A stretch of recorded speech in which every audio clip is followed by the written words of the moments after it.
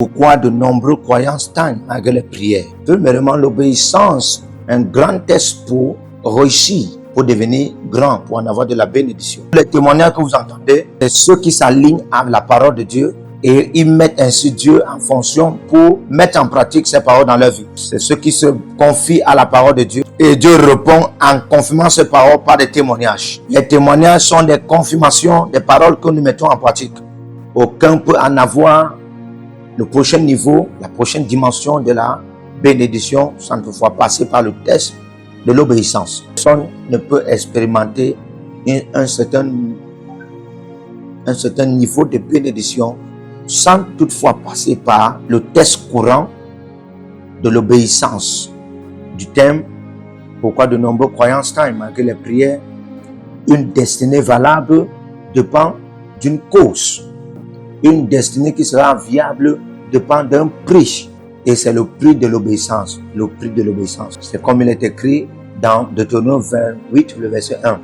Si vous écoutez ma voix et vous faites diligemment ce que je dis, et vous observez tous mes commandements dont je vous commande aujourd'hui, moi l'Éternel, je vous bénirai et je vous placerai au-delà de tout les nations de la terre.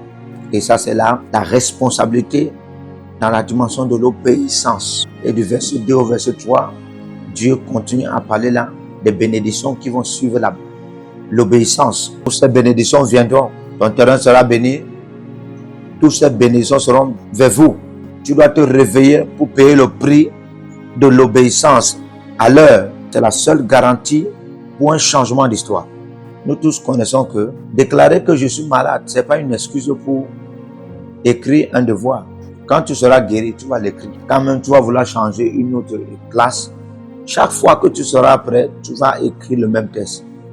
Tu ne peux pas changer de test à moins que tu passes ce test. Si tu ne passes pas ce test, tu ne pourras pas en avoir la nouvelle classe. C'est ainsi que cela est avec. Ne laisse pas tes 40 jours d'aventure devenir 40 ans d'aventure. Avez-vous déjà vu une opération autant pour moi dans cette église qui n'a pas changé l'histoire d'un individu? Ça veut dire que si vous avez vu une opération dans cette église qui a changé l'histoire d'un individu, ça veut dire que cette personne s'est engagée. Ça veut dire que cette personne a pris au sérieux. C'est par exemple comme ça que certains amènent des nouveaux venus dans l'église, des nouveaux convertis dans l'église. Et Dieu commence à lui parler et commence à s'envoler, et tu deviens envieux. Et il est rapide, il ne fait que... Et toi tu dis, ah, moi je l'avais en 1982. Nous savons que tu l'as eu, mais où est le témoignage, où est les évidences? Ce n'est pas ce que nous entendons, mais ce que tu fais avec ce que tu entends qui fait la différence. Nous sommes à notre 3 mois de la saison du surnaturel. Et quelqu'un sera en train de dire, on a dit cela en 1980. En 1997. J'étais devant comme ça là quand on le disait. Mais rien n'a changé dans ma vie. C'est la même bouche que tu portes maintenant, que tu portais dans le passé. C'est ça qui cause en sorte que les choses ne changent pas. J'ai eu à faire beaucoup de courses avec le Seigneur Jésus-Christ sur le terrain pendant plusieurs années. Mais j'étais toujours en train de demander, Jésus, qu'est-ce que tu aimerais que je fasse de nouveau pour en avoir de nouveaux résultats en cette année? Quelle est la nouvelle approche que tu aimerais que j'engage pour en avoir de nouveaux résultats? Est-ce qu'il n'y a pas un moyen de multiplier en 10? Mais c'est fort avec des stratégies présentes. Si je veux en avoir de meilleures stratégies, j'ai vu le changement de vie dans plusieurs, même dans ma vie humble, pour ceux qui ont répondu sur l'épreuve de l'obéissance de temps à autre. C'est encore un autre temps de 3 mois d'épreuve pour ceux qui sont intéressés au changement de classe. Un autre temps de 3 mois l'épreuve est venue et beaucoup seront élevés, mais certaines personnes ne pourront pas connaître un changement parce qu'ils ne vont pas s'aligner à l'obéissance. Mais je prie que personne ne va échouer. Tu n'échoueras pas. Tu n'échoueras pas. Tout commandement de Dieu, c'est absolument pour notre avantage. Une fois, j'ai demandé à l'église combien de vous est venu dans cette église sans que quelqu'un ne te demande de venir. Qui vous a amené dans l'église? Alors que vous êtes venu sans que quelqu'un ne vous demande de venir. Qui vous a amené? En réalité, c'est le Seigneur des Seigneurs, le grand je suis. Et je le dis, personne ne peut tourner son dos. Mais si tout le monde part, moi je suis là. Et je veux me tourner vers un ami, je veux lui dire, ah, ma main m'a apporté le salut, viens. Viens, ta couronne ne parte pas vers un autre. Soyons réveillés.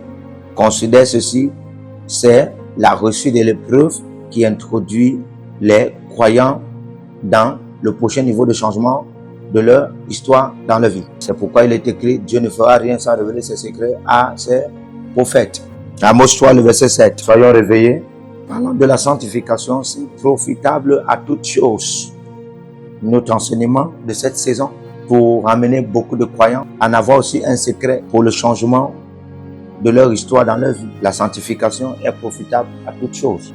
Rappelez-vous les déclarations prophétiques qui stipulent que ton héritage demande la sanctification au quotidien. Ça veut dire que notre accès à l'héritage de Dieu est bloqué, est fermé quand notre crainte de Dieu est absente. Quand l'amour plaît à Dieu est absent, notre accès à notre héritage est bloqué. 1 Timothée 4, le verset 7. Exerce-toi, pratique, engage-toi dans les pratiques de la vie selon Dieu. Exerce-toi dans les pratiques de la vie selon Dieu. Parce que les exercices physiques ont peu d'avantages, mais l'exercice pour vivre selon Dieu est plus avantageux, ayant la promesse de Dieu qui est et qui sera la partie de la présence de la vie de Dieu qui va sécuriser votre éternité à un grand moyen. La sanctification est profitable à toutes choses. La vie de maintenant garantit à la vie prochaine, profitable à toutes choses. Je dis et je le dis encore, rien de la valeur n'est libre. Et la sanctification est tenue comme l'accès la plus valeureuse pour les croyants. Seule vertu qui a ses voies dans les années prochaines, la seule vertu qui a sa valeur dans les années prochaines, c'est pourquoi Satan est toujours dans les voies des cornes pour aider les croyants à être en balance et d'être déconnectés de leur destinée glorieuse.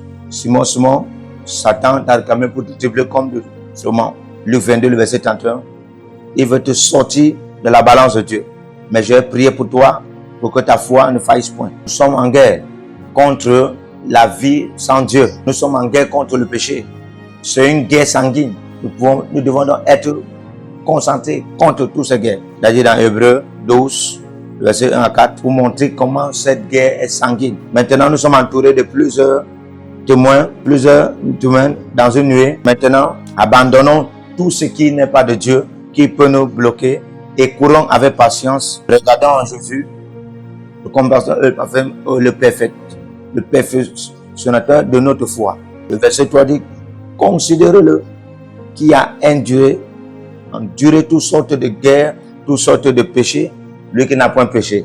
Mais vous n'avez pas encore réussi jusqu'au sang. Le temps contre le péché. Ce temps est là dehors. Nous devons tous être dehors. Il faut engager le sang de Jésus pour vaincre cette guerre. La Bible dit qu'ils ont vaincu par le sang de Jésus et la parole de leur témoin. Pour vaincre cette guerre, il faut engager le sang de Jésus. Il faut engager la puissance du sang de Jésus pour renverser les décisions du diable. Ainsi, nous pouvons vaincre. Hébreux 9, 14. Que quelqu'un dit après moi, j'ai l'arme du sang de Jésus. J'ai l'arme du sang de Jésus pour m'engager pour ma victoire dans cette guerre sanguine. Amen. Pourquoi Dieu ne tient pas le passé contre nous? Et il va l'écrire, il va l'effacer quand nous allons vraiment nous repentir. Qu'un homme ou qu'une femme ne peut être au-delà de la repentance. Il a dit à David, tu es l'homme, et il s'est repenti. Et Dieu l'a élevé. C'est une marche très délicate sur laquelle nous sommes. C'est pourquoi lisez Ézéchiel 18, verset 20 à 24. Le sang de Jésus, nettoie-moi, purifie mes pensées, purifie mes émotions, purifie le sang de Jésus. Et cela peut valer, cela peut submerger les forces de l'iniquité qui sont en train de œuvrer dans votre intellect, dans votre cœur. Et ce mystère est retrouvé dans les Écritures.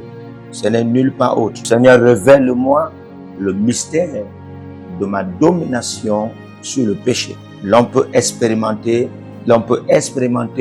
par la liberté en Christ. C'est pourquoi Paul a dit dans Ephésiens 3, le verset 1, pour cette cause, moi, Paul, le prisonnier de Jésus, à vous les païens, vous avez écouté la dispensation de l'évangile de Dieu qui m'a été confié pour vous enseigner par la révélation. C'est seulement fait connu les mystères. C'est quand vous allez lire, vous allez comprendre ma connaissance dans le mystère de Christ.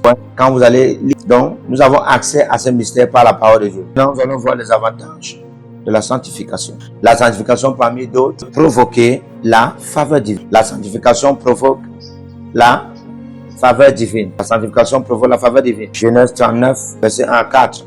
Et Joseph entra en Égypte. Potiphar, un officier de l'armée de Pharaon, un capitaine, l'a mené comme esclave dans sa maison. Et l'Éternel était avec lui. Est-ce que deux peuvent fonctionner ensemble sans toutefois s'accorder? Et la Bible dit, l'Éternel était avec Joseph. Et la prospérité l'accompagnait dans la maison de l'esclavage. Il a prospéré comme un esclave. C'est quelque chose qui est comme une métaphore. Parce que les esclaves n'ont pas d'utilité. Mais Joseph, lui, l'a prospéré. Et quand Potiphar a vu que Dieu était avec lui, il a fait de lui seigneur de toute sa maison, la faveur. Maintenant, par la méchanceté des méchants, il s'est retrouvé dans la prison parce qu'il n'a jamais commis. La faveur l'a suivi là-bas. Et l'Éternel était avec Joseph dans la prison et lui a fait miséricorde et lui a donné la faveur aux yeux des gens qui étaient en prison. L'Éternel était avec Joseph et lui a fait faveur. Et le prince de la prison lui a confié toutes les responsabilités sur les prisons et les prisonniers. La faveur. Comment? L'Éternel était avec lui. Comment toi, Amos, deux peuvent fonctionner ensemble sans toutefois s'accorder? Où est la preuve? Genèse 42, le verset 18. La crainte de Dieu sécurise la présence divine qui va continuer à provoquer la faveur divine. Tu vas fonctionner dans ce règne en cette période. Tu n'auras plus la sueur pour en avoir le résultat. La sanctification provoque le coulement de la faveur. Il est sorti de la prison et tout le monde s'est positionné sur lui. Il a dormi comme un prisonnier la nuit dernière et s'est levé comme le premier ministre. Il n'y a rien qui s'envole comme la faveur. Tu vas entrer dans ce vol. Nous allons tous entrer dans un vol que nous n'avons jamais eu. Fais de cela ton désir, ta passion. Commence à vivre une vie qui plaît à Dieu. Par tous les moyens, selon les Écritures, selon l'obéissance de tout ce que Dieu te dira de faire. Deuxièmement, la sanctification provoque la santé divine. Un homme en avait l'absence de la santé. Pendant 38 ans, Jésus l'a guéri en lui disant, va, ne pêche plus. À moins que quelque chose plus pire que ceci t'arrive encore. Jean 5, le verset 14. Il était là pendant 38 ans. Et Jésus lui disait, la racine de ce problème, c'était le péché. Et lui disait maintenant, puisque tu pars, ne pêche plus. Sinon quelque chose plus pire que ceci en viendra encore. Il était là pendant 38 ans. Il perdait sa voix. Jésus l'a délivré et lui a dit, va, ne pêche plus. Rappelez-vous de celui-là qui a été apporté par de toi dans Marc chapitre 2, de 1 à 12. Et quand Jésus a vu leur foi, il a dit, ton péché t'est pardonné, fils. Et les Juifs ont commencé à dire, qui es-tu pour pardonner le péché? À partir de 18 ans, de cette maladie, c'était le péché. La justice de Dieu engendre la santé divine. Au nom précieux de Jésus-Christ, la dernière maladie que tu as connue, c'est la dernière que tu aurais connue. La dernière maladie que tu as connue, c'est la dernière que tu aurais connue. La dernière attaque que tu as connue sur ta santé, c'est la dernière que tu aurais connue. Troisième, la sanctification provoque l'accès à l'esprit de l'excellence. La sanctification provoque l'accès à l'esprit de l'excellence. Daniel s'est dit en lui-même dans son cœur qu'il ne va pas se salir avec la nourriture du roi. Daniel 1, le verset 8 et Daniel 1, 17. Parlant de ces trois, Dieu leur a donné la connaissance et le talent en tout savoir et la sagesse. Et Daniel pouvait en avoir la compréhension de toutes les visions et les rêves. Que le Seigneur vous bénisse. Partout où vous êtes connectés au prophète Jérémie Naou, à la source de feu de Jéhovah Tabira. Donc si vous vous connectez par vos semences, vous allez puiser du feu, le feu dévorant. Donc connectez-vous maintenant partout où vous êtes. Au Togo, voici, nous avons le flux de Togo. Connectez-vous maintenant. Du Togo, connectez-vous et puisez le feu dans vos batailles. Vous êtes en Côte d'Ivoire, connectez-vous maintenant par MTN et libérez votre semence par Wave sur Flows ou comme sur MTN et puisez le feu dévorant du Saint-Esprit dans vos batailles. Au Gabon, maintenant prenez les contacts et libérez votre semence. Libérez votre semence maintenant. Connectez-vous et que toutes ces prières, toutes ces déclarations, tous ces enseignements deviennent maintenant votre héritage et siègent dans votre sang. siège dans votre sang et devient l'héritage de vos enfants. Partout où vous êtes, vous pouvez aussi libérer votre semence par Réa ou par MoneyGram. Et vous mettez le nom du prophète Jeremiah Nahum qui est là, sur la fiche, et vous mettez le pays, le Togo, et vous mettez mon contact, et vous verrez la gloire de Dieu. Et le Seigneur ne manquera pas de vous bénir. Et vous pouvez aussi vous inscrire à l'école prophétique Les Aigles en Action, à l'Institut biblique L'Aigle de la Révélation. Vous êtes un jeune pasteur, inscrivez-vous maintenant. Et vous voulez une section de délivrance personnelle, inscrivez-vous maintenant. Vous voulez une consultation prophétique personnelle ou VIP, inscrivez-vous maintenant. Vous avez quelqu'un qui a été malade et vous voulez que je prenne soin de la personne et que je prie pour la personne. Vous avez quelqu'un qui a une maladie qu'on ne comprend pas, inscrivez-vous maintenant et vous verrez la gloire de Dieu. Tous ces enseignements, ces prières sont à vous. C'est votre héritage. Utilisez-les, priez avec, partagez et vous verrez la gloire de notre Seigneur Jésus-Christ de Nazareth. Et n'oubliez jamais, avant de partir, libérez vos semences et écrivez, l'Éternel a parlé, l'Éternel a agi. Shalom.